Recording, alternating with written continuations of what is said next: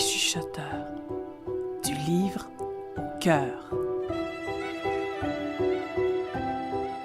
Un balado de l'Association des auteurs des Laurentides.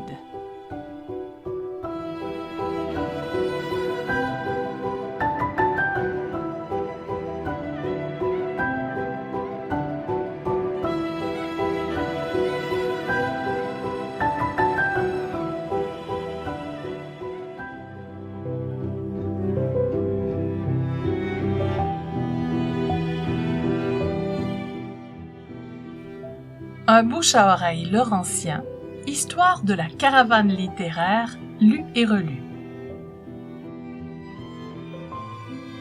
Les 4 Marguerites, une histoire écrite par Cynthia Lissa Dubé et la population de Sainte-Marguerite du Lac-Masson.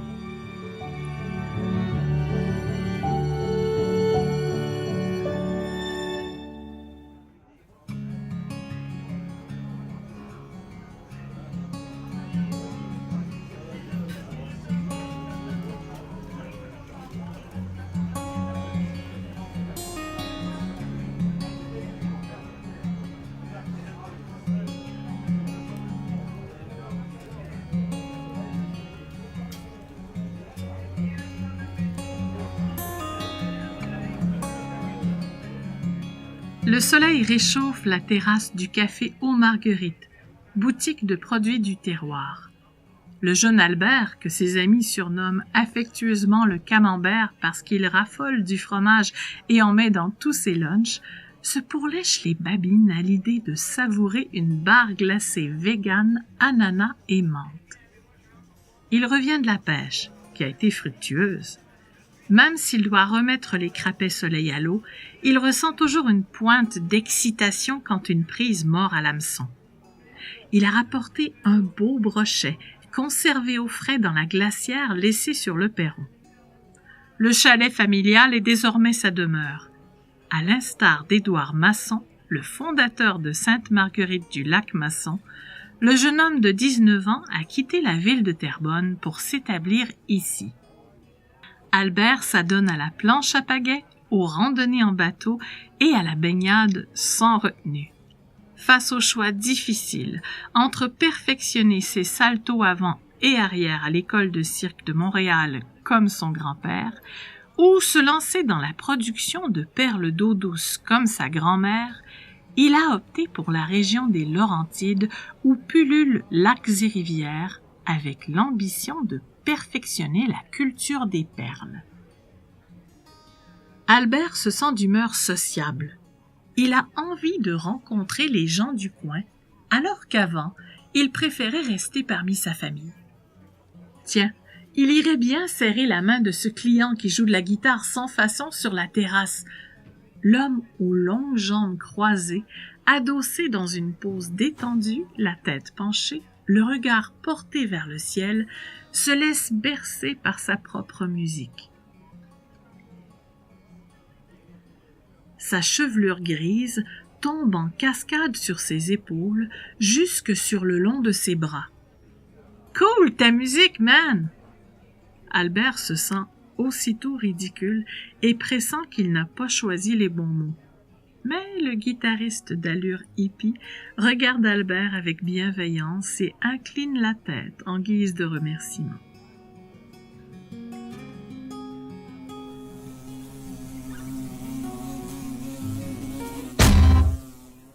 Soudain, le musicien se lève en panique. Il se saisit du journal qui traîne sur sa table pour chasser une guêpe. Ce faisant, il bouscule une cliente âgée fraîchement arrivée, vêtue d'une jolie robe fleurie. Surprise, celle-ci lève les bras pour se protéger et garder sa contenance. « Ça va, Roger? Qu'est-ce qui se passe? »« Oui, excuse-moi, Marguerite, ces maudites bébêtes-là me font enrager. »« Avoue donc que tu as peur, » lui lance malicieusement la vieille dame. « Ben voyons donc, je suis pas un petit cul. La seule chose qui me fait peur, c'est de vieillir, » lance-t-il en riant pour changer de sujet. Il se rassoit en soupirant, puis poursuit, nostalgique. « Je m'ennuie des belles années où on allait déguster un des merveilleux vins au bistrot à Champlain et qu'on pouvait discuter avec mon ami Riopelle. S'il m'avait laissé faire, j'aurais passé des heures à le regarder peindre ces fameuses toiles en noir et blanc de sa série des icebergs. Ah, ça, à qui le dis-tu? Les années passent et je m'étonne moi-même d'être encore là après tant de temps. Mais, ne demande-moi pas mon âge, je le dis à personne. Allez, tu devrais venir à notre rencontre des 4 Marguerites et nous parler de Riopelle. On écrirait une belle chronique historique sur ton ami, le célèbre artiste. Ah, la bonne idée! Roger lève le pouce et fait un signe de main à la digne dame pour à la fois la laisser entrer dans la boutique et lui signifier qu'ils se reverront bientôt. Albert tient la porte ouverte et avec un large geste du bras invite Marguerite à passer devant lui. « Vous me faites penser à ma grand-mère, » lui dit-il sincèrement ému. Marguerite fait une pause et le regarde en plissant des yeux. Albert sent qu'il a encore dit une bêtise. Il a insulté la dame. Il baisse les yeux honteux. Il se faufile derrière elle et se cache dans les rangées de la boutique. Il se laisse enivrer par les odeurs des produits en vrac, les emballages colorés et les gourmandises, toutes plus tentantes les unes que les autres. Quand la dame s'assoit devant une tasse de thé dans le café, il commande sa barre glacée et s'éclipse. Au fil des semaines, il croise de nombreuses fois Marguerite. Il lui fait d'abord un bref signe de tête, mais elle le regarde sans animosité, voire avec un œil amusé. Il se détend progressivement et en vient même à s'asseoir pour boire un café en sa compagnie, celle-ci buvant fidèlement sa tasse de thé. « J'adore cette coopérative », lui dit un jour Marguerite en parlant du café. « Pas en raison du fait qu'il porte mon nom, mais bien parce qu'il véhicule mes valeurs, des produits locaux, naturels, équitables. Ça devrait être comme ça partout. On est loin du centre commercial du domaine de l'Estérel qu'ils ont fini par détruire il y a quelques années. C'était l'un des premiers centres commerciaux du Québec et du Canada, oui. Écoute, il y avait des boutiques, des bureaux, un restaurant cabaret, une salle de cinéma, un garage et une station-service. Tout ça chez nous. C'est l'œuvre d'un architecte belge, Antoine Courtan. Le centre commercial se trouvait sur le domaine de villégiature du baron belge Louis Ampin. C'était pas mal moderne, on appelait ça de l'art déco. Pendant la Seconde Guerre mondiale, les aviateurs de l'Aviation royale du Canada s'entraînaient là. Remarque, j'aime pas l'opulence éhontée, mais je trouve ça triste qu'un immeuble patrimonial a été détruit.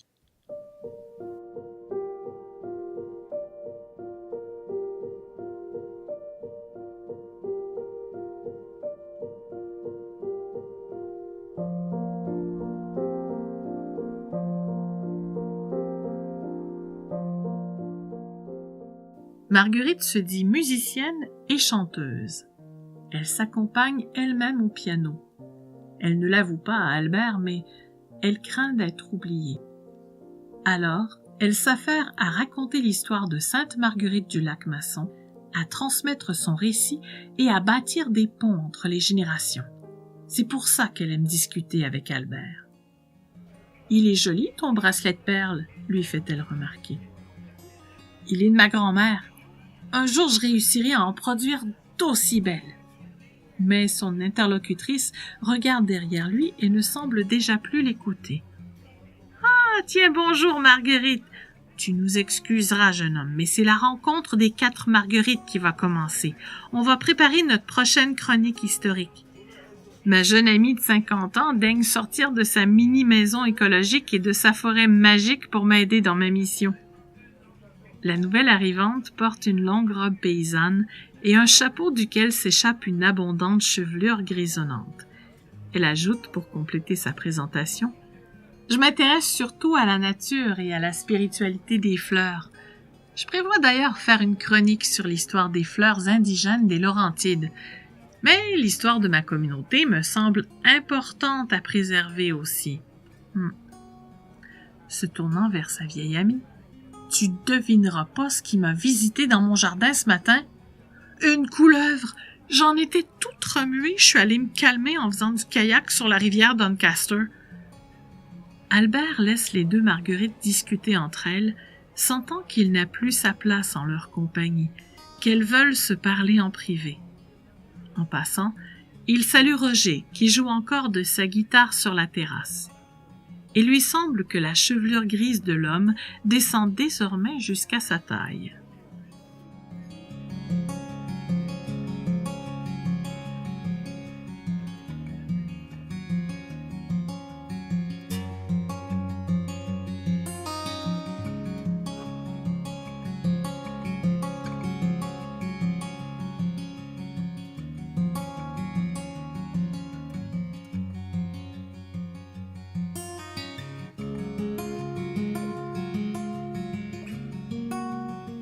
Quelques semaines plus tard, Albert revoit Marguerite à la jolie robe fleurie alors qu'elle se trouve au café en compagnie d'une dame encore plus âgée, à la peau parcheminée, parsemée de taches brunâtres et à la chevelure blanche éparse. Celle-ci invite le jeune homme à se joindre à elle en lui touchant le bras de sa menue main légère qu'il n'ose serrer de peur de la casser. Elle parle d'une voix faible et rauque, mais avec des yeux pétillants. Marguerite me dit qu'elle te raconte toutes nos histoires. T'a-t-elle parlé de mademoiselle Lemaire, notre mystérieuse résidente? Et c'est ainsi qu'Albert le Camembert apprend l'histoire de la demoiselle bannie de France parce qu'elle aurait eu un enfant d'un membre de la famille royale. Elle vivait seule et était riche, très riche. Elle prélevait une partie des prises des hommes qui venaient pêcher dans ces lacs. Elle gardait un fusil et tirait un coup en l'air au début de l'après-midi. Tous les 2 ans, mademoiselle Lemaire recevait la visite de son soi-disant neveu de France. On n'a jamais su si c'était son fils en réalité. La voix de la femme s'éteint, comme si elle était arrivée au bout de son souffle. Marguerite la coquette prend le relais. « Tu n'as jamais rencontré Marguerite Dély-Dugas, je crois. C'est notre 3e membre du comité des chroniques historiques. Tu me permets, chère amie, de lui parler de ton secret? » Elle en meurt d'envie, ça crève les yeux. Alors la vénérable dame acquiesce de la tête, arborant un sourire paisible. Marguerite, toujours vêtue d'une jolie robe fleurie, baisse le ton jusqu'à chuchoter. Albert doit se pencher tout près d'elle pour l'entendre. « Tu crois au miracle? »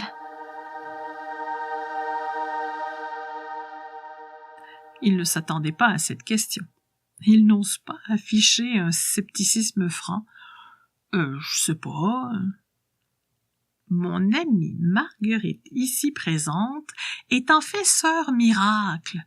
On la connaissait sous le nom de sœur Anne-Félicité. Sa réputation allait jusqu'en Ontario, voire aux États-Unis. On venait en pèlerinage par milliers à Sainte-Marguerite-du-Lac-Masson en 1950. Albert fait un calcul mental et réalise que si la dame était née en 1950, elle aurait aujourd'hui 74 ans, mais il est loin de se douter qu'en fait, elle a vu le jour en 1890, puisqu'elle est arrivée à Sainte-Marguerite-du-Lac-Masson en 1949, déjà âgée de 60 ans. Marguerite la coquette poursuit sur le ton de la confidence. La congrégation était dérangée par la popularité de Sœur Miracle. Ses guérisons de paralytiques et de filles muettes faisaient ombrage à l'oratoire Saint-Joseph. En tout cas, c'est ce que j'en dis, moi. Alors, elle a dû nous quitter en 1951 sous escorte policière sur ordre de l'archevêque de Montréal. Mais même la voiture ne voulait pas démarrer. Les mécaniciens ont jamais réussi à la réparer, alors ils ont dû prendre un autre véhicule. Plus tard, ils ont fait croire qu'elle était décédée en 1964, mais, regarde, elle est revenue et est toujours avec nous. La plus que centenaire fait un clin d'œil. Ses épaules sursautent comme si elle riait, mais aucun son ne sort de sa bouche. Cette vision marquera Albert pendant des années.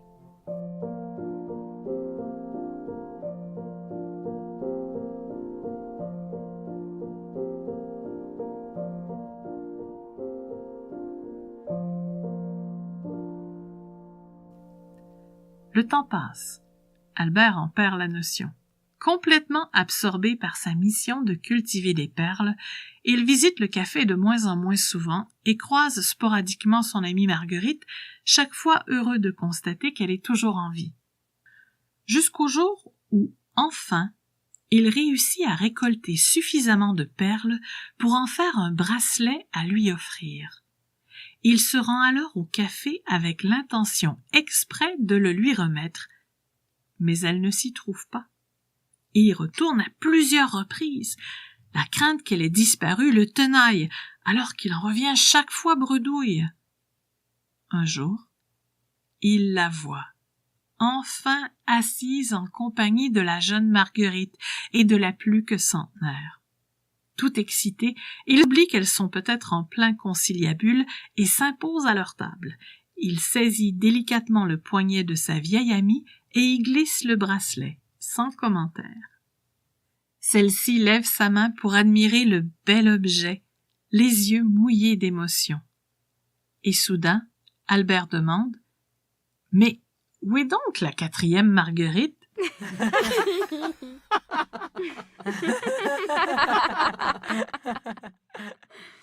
Mais elle est partout parmi nous, mon cher jeune homme. C'est Sainte Marguerite d'Antioche, invoquée par les femmes enceintes, qui aurait donné son nom à notre magnifique municipalité. Elle est encore plus vieille que nous. Elle est du 3e siècle. »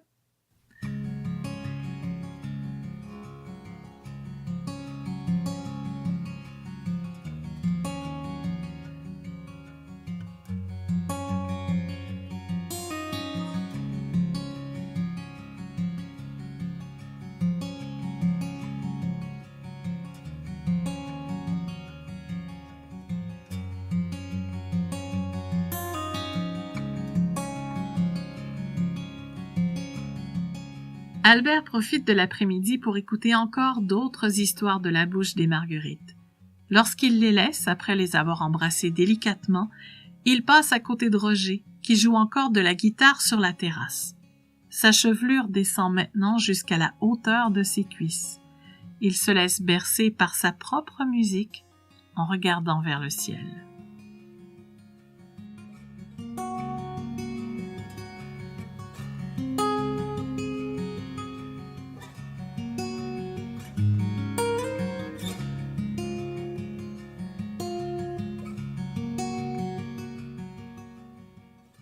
La rivière Doncaster était autrefois appelée la Renouche, une variété de froment ou de blé en ancien français. Retrouvez l'histoire de la mystérieuse dame qu'a racontée Madame Marie-Reine Miron en 1999 lors d'une réunion de la Société d'histoire de Sainte-Marguerite dans les Chroniques de Sainte-Marguerite du Lac-Masson numéro 2. Profitez-en pour lire toutes les chroniques par la même occasion. Pour l'origine du nom de Sainte-Marguerite du Lac-Masson, Pierre Grignon fournit une autre explication qu'on pourrait dire complémentaire sur le site de la ville de Sainte-Adèle, voisine immédiate de Sainte-Marguerite du Lac-Masson, dont l'histoire est intimement liée. Sainte-Marguerite Station a une explication historique remontant à cette autre gare dans Sainte-Adèle. La riche famille anglophone Cardy, bâtisseur du grand hôtel Alpine Inn et du premier terrain de golf à cet endroit, a donné le nom de leur fille Margaret à la station.